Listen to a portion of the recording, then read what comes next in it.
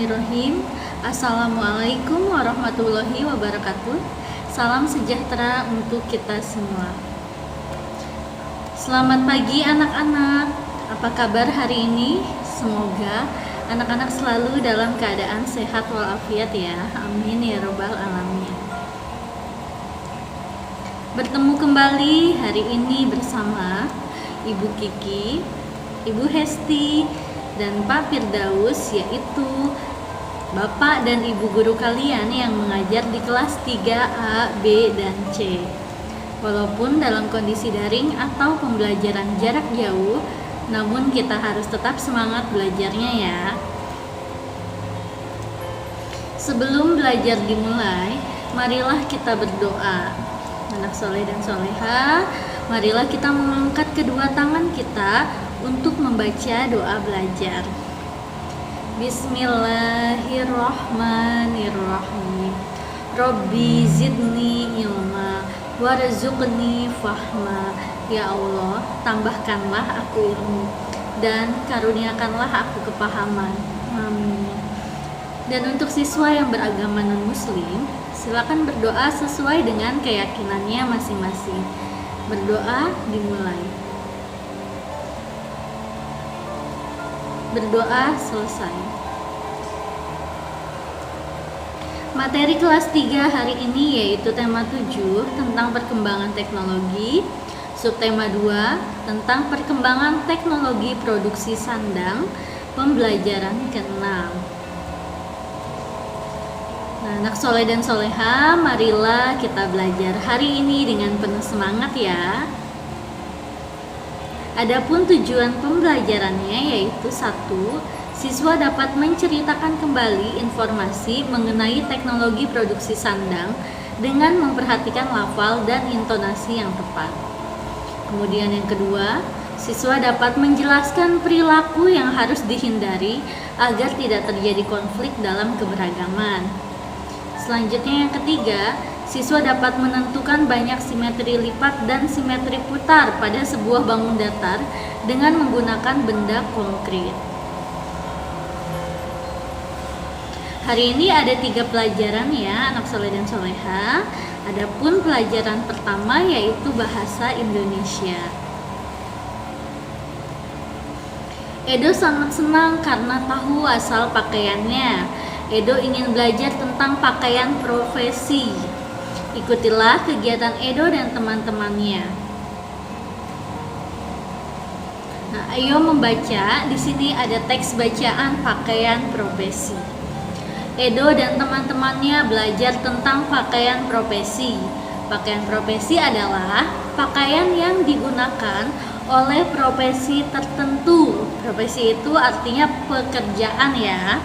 Pakaian tersebut biasa dikenakan saat mereka bekerja. Nah, biasanya pakaian profesi itu dikenakan atau dipakai saat mereka bekerja. Pada zaman dahulu tidak ada pakaian profesi seperti saat ini. Pakaian profesi banyak jenisnya.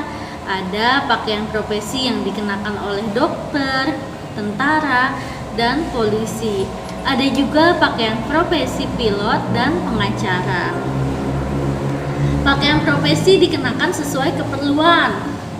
Dokter memakai pakaian dokter saat praktik.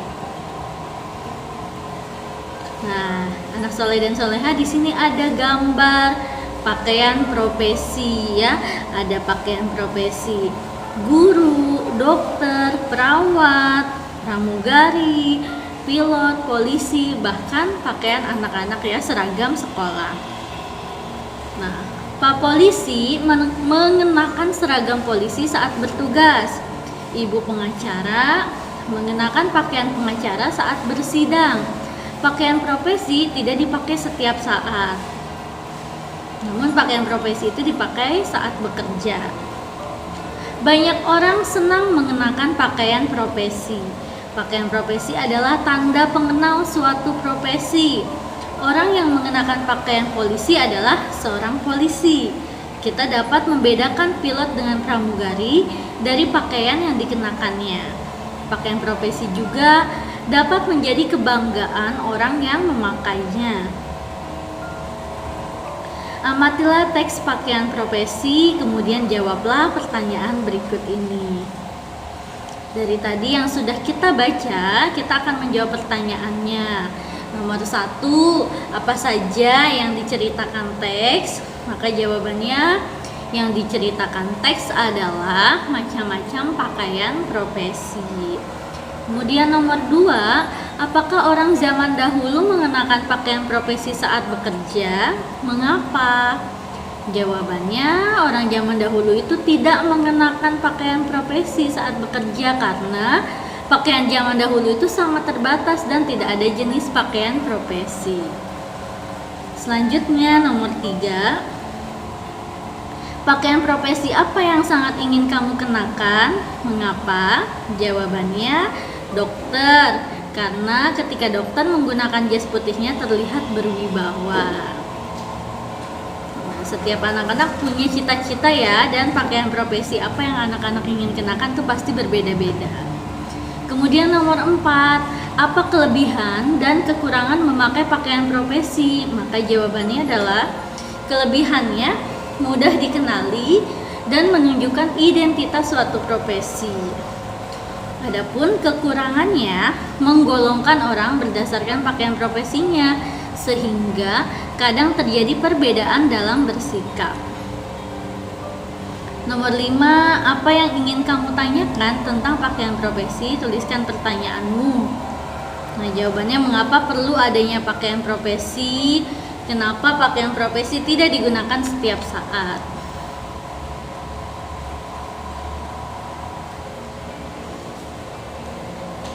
Amatilah kembali teks pakaian profesi, kemudian ceritakan kepada temanmu tentang pakaian profesi. Nah, sekarang anak-anak kerjakan tugas yang pertama ya, bahasa Indonesia. Isilah titik-titik di bawah ini berdasarkan teks pakaian profesi. Nomor 1, pakaian yang digunakan oleh profesi tertentu itu disebut titik-titik-titik. Nomor 2, pakaian profesi digunakan saat titik-titik-titik. Nomor 3, kelebihan memakai pakaian profesi adalah titik-titik-titik. Selanjutnya, pelajaran kedua yaitu PPKN. Edo dan teman-temannya sangat senang belajar tentang pakaian profesi. Mereka berencana mengadakan kegiatan menarik. Mereka ingin memakai pakaian profesi sesuai cita-cita. Setiap anak memiliki cita-cita. Mereka memiliki cita-cita yang berbeda. Udin ingin menjadi dokter, Dayu ingin menjadi pilot, Lani ingin menjadi perawat, Edo ingin menjadi polisi, Siti ingin menjadi perancang busana, kemudian Beni ingin menjadi penyiar televisi.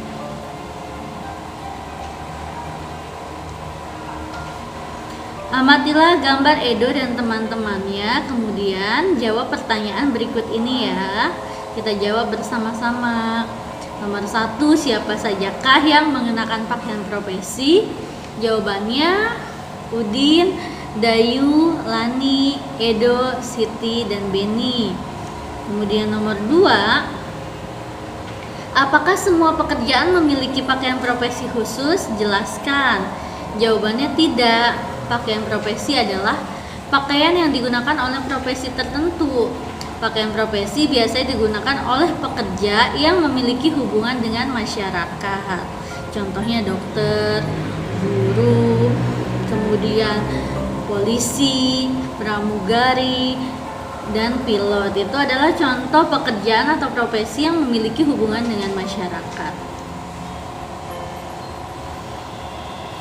Nomor 3, bagaimana sikapmu jika memiliki teman-teman yang berbeda cita-cita denganmu? Jawabannya, kita harus saling menghargai perbedaan. Setiap orang berhak untuk memiliki cita-cita.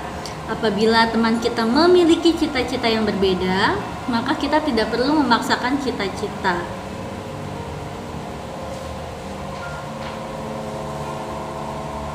Nah, ayo mencoba. Edo dan teman-temannya mempunyai cita-cita yang berbeda. Perbedaan itu tidak membuat mereka berpecah belah. Mereka berbeda tetapi tetap rukun. Bagaimana dengan kamu? Apakah kamu memiliki perbedaan dengan teman-temanmu? Tanyakanlah kepada teman-temanmu apa cita-citanya. Tanyakan kepada teman laki-laki dan teman perempuan. Kemudian tuliskan hasil temanmu pada bagian berikut. Di sini udah Ibu rangkum ya, anak soleh dan soleha. Kita tuliskan contoh cita-cita teman laki-laki dan cita-cita teman perempuan.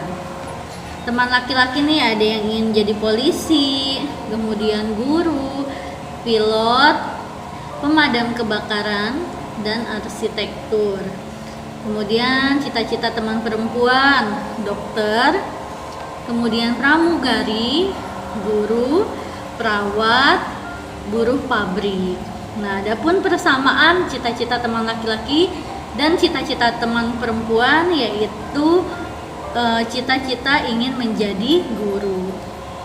Kemudian perbedaannya terdapat banyak profesi yang dicita-citakan, yaitu ada yang ingin menjadi polisi, guru, pilot, pemadam kebakaran, arsitektur, dokter, pramugari, perawat, buruh pabrik. Nah, selain itu, kita juga harus menghindari perbuatan yang tercela. Apa aja nih perbuatan tercela? Yaitu memaksakan kehendak. Yang kedua, tidak mau bersatu. Ketiga, memicu pertengkaran. Kemudian perbuatan yang harus kita lakukan yaitu perbuatan yang positif atau yang baik. Contohnya menumbuhkan sikap tenggang rasa, saling memahami perasaan, dan saling melengkapi satu sama lain. Dan yang terakhir, saling menghargai juga dan menghormati perbedaan ya.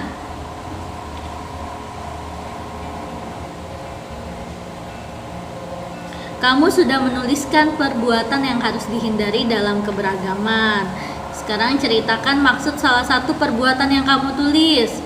Apa akibat jika perbuatan itu tidak kamu lakukan, dan apa akibat jika perbuatan itu kamu lakukan. Sekarang tuliskan ceritamu pada tempat yang tersedia. Nah, di sini ada satu contoh perbuatan yang harus kita hindari. Contohnya perbuatan memaksakan kehendak.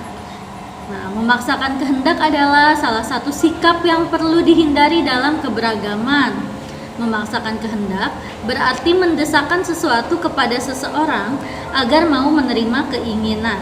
Apabila kita memaksakan kehendak dalam suatu keberagaman, maka timbul perpecahan, kebencian, bahkan peperangan yang dapat mengganggu keharmonisan kehidupan.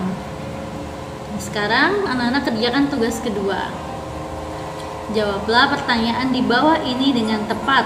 Nomor 4, bagaimana sikapmu jika memiliki perbedaan cita-cita dengan teman? Nomor 5, tuliskan 2 nama teman dan cita-cita temanmu. Nomor 6, tuliskan perbuatan yang harus kita hindari. Dan nomor 7, tuliskan perbuatan yang harus kita lakukan. Nah, selanjutnya pelajaran ketiga yaitu matematika. Kamu sudah mempelajari bermacam-macam motif pada kain. Motif-motif itu berbentuk bangun datar ya. Masih ingatkah kamu dengan karton bentuk bangun datarmu? Ayo kita berkreasi kembali dengan karton berbentuk bangun datar. Kemudian buatlah bentuk yang berbeda dari yang pernah kamu buat. Selanjutnya lakukan sesuai langkah-langkah pada kegiatan sebelumnya. Nah, di sini apakah bentuk bangun datar yang kamu buat memiliki simetri putar? Lakukanlah percobaan dengan gembira. Catatlah hasil percobaanmu pada tabel berikut ya. Sekarang beri tanda checklist jika memiliki simetri putar dan tanda silang jika tidak. Selanjutnya tuliskan banyak simetri putar jika ada. Nah, di sini ada contoh ya, nama bangun datarnya, memiliki simetri putar atau tidak, kemudian jika memiliki berapa banyaknya. Nomor 1 ada persegi panjang, dia memiliki simetri putar, banyaknya adalah 2 simetri putar. Kemudian nomor 2 bangun datar trapesium, ia tidak memiliki simetri putar ya. Selanjutnya yang ketiga, bangun datar jajar genjang.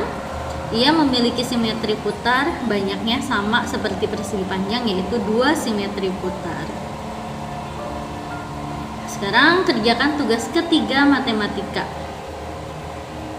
Jawablah pertanyaan di bawah ini dengan benar. Nomor 8, gambarlah bentuk bangun layang-layang. Kita udah pernah ya buat layang-layangnya. Hampir sama bentuk bangun datar layang-layang itu seperti gambar layang-layang pada aslinya. Nomor 9, apa nama bentuk bangun di bawah ini? Anak-anak pasti tahu ya, yang bulat ini namanya bangun apa. Kemudian nomor 10, berapa jumlah simetri putar pada bangun jajar genjang?